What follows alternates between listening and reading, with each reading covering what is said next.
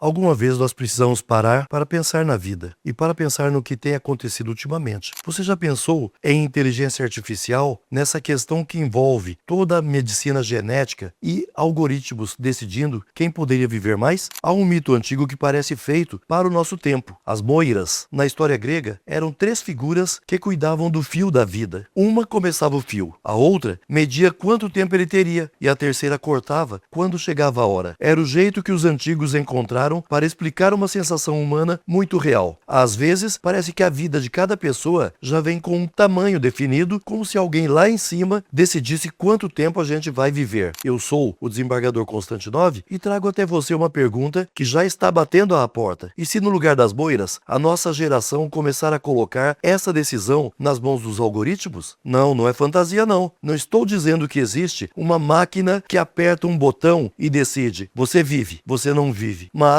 existe algo parecido, só que disfarçado. Sistemas de inteligência artificial que calculam risco, organizam filas, priorizam atendimentos, ajudam até mesmo a escolher tratamentos e também influenciam preços de seguros e planos de saúde. E aí mora o perigo. Quando um sistema desses erra ou quando é usado com má intenção, ele pode encurtar a vida de alguém sem nunca sequer ter tocado nessa pessoa. Basta negar acesso, atrasar tratamento, encarecer o plano ou também jogar o paciente para o fim da fila. Vamos começar então pelo que já é realidade e é fácil de entender. Hoje, a inteligência artificial ajuda a criar remédios. Antigamente, encontrar um medicamento era como procurar uma agulha no palheiro. Agora, é como se você tivesse milhares de olhos testando possibilidades em velocidade absurda. A IA não faz milagre, mas encurta caminho. Ela ajuda cientistas a escolherem, com mais chance de acerto, quais moléculas podem virar remédio. Isso já está acontecendo com contratos enormes com empresas e reguladores discutindo regras para usar IA com segurança. E a genética entra aqui como a segunda camada. Se a IA ajuda a criar remédios, a genética ajuda a entender melhor quem pode precisar deles e por quê. O nosso DNA carrega informações sobre predisposições. Algumas pessoas têm mais chance de desenvolver certas doenças, outras menos. A tecnologia, quando bem usada, pode ajudar a detectar riscos cedo, prevenir, acompanhar, tratar antes de piorar. Em tese, isso é ótimo. O problema aparece quando essa mesma lógica vira ferramenta de triagem social. Imagine o seguinte, de forma bem concreta e cotidiana. Você vai contratar um seguro, você vai renovar um plano, você vai tentar uma cobertura e nos bastidores alguém decide te classificar como caro demais, porque você tem um perfil genético com mais risco, ou te empurra para uma categoria pior, ou encarece tanto que você desiste. E aí vem a pergunta que dói. Isso é cuidado com saúde ou é discriminação com cara de ciência? É aqui que a ideia algoritmos decidindo quem vive mais faz sentido de verdade, porque ninguém precisa falar em morte diretamente. Basta controlar acesso, basta transformar saúde em privilégio filtrado por dados, por perfil, por probabilidade. E isso pode criar um mundo absurdo. A elite vivendo 110, 120 anos, com check-ups sofisticados, remédios personalizados, acompanhamento constante, enquanto pessoas vulneráveis continuam sofrendo com o básico. Consulta que demora, exame que não sai, diagnóstico tardio, doença simples que vira grave por falta de atendimento. Aí você entende porque eu trouxe as moiras, não para dizer que o destino está escrito, mas para alertar que, se a gente não cuidar, o destino pode virar um sistema automático frio que parece neutro, mas que pode ampliar desigualdade, porque o algoritmo aprende com dados do mundo real, e o mundo real já é desigual. Se a máquina aprende com um mundo desigual, ela pode repetir essa desigualdade com o selo de parece técnico, e é aqui que o direito entra e entra forte. A Constituição Federal não é só um texto político, ela é uma trava de segurança. Quando a Constituição Federal prescreve, no artigo 225, sobre proteger o patrimônio genético e fiscalizar pesquisa e manipulação genética, interpreta-se em bom português: genética não pode virar terra sem lei, não pode virar brincadeira, nem negócio sem controle, nem ferramenta para separar gente em mais valiosa e menos valiosa. E tem mais, dados genéticos são extremamente sensíveis. Eles não revelam só sobre você, podem revelar sobre sua família, podem expor riscos futuros, podem virar instrumento de chantagem, de exclusão, de abuso. Por isso existe a LGPD, Lei Geral de Proteção de Dados, para colocar limite em como empresas e instituições coletam e usam dados pessoais. E quando falamos em saúde genética, esse limite tem que ser ainda mais sério. No campo do direito penal e do processo penal, essa conversa também aparece, só que por outro ângulo, onde existe promessa promessa de saúde premium e vida estendida, aparece charlatanismo, fraude, golpe, clínica picareta, venda de tratamento milagroso, vazamento de dados, comércio ilegal de informações. E quando isso vira crime, não dá para investigar no grito. Precisa prova, perícia, rastros digitais, cadeia de custódia e contraditório, porque tecnologia, pessoal, não pode virar desculpa para condenação no escuro, nem para impunidade. No fim, a pergunta é simples e poderosa. A inteligência artificial vai ser ponte ou ela vai ser muro? Vai democratizar saúde ou criar uma aristocracia biológica em que alguns vivem mais e melhor porque têm dinheiro e dados, enquanto outros ficam para trás? Se esse tipo de reflexão faz sentido para você, se essas conexões entre mito, vida real, inteligência artificial, genética e Constituição Federal ajudam a enxergar o futuro com mais clareza, curta este conteúdo, siga este perfil e compartilhe com quem precisa ouvir isso, porque se a sociedade não colocar limites agora, amanhã alguém vai chamar destino aquilo que foi apenas desigualdade automatizada. Muito obrigado.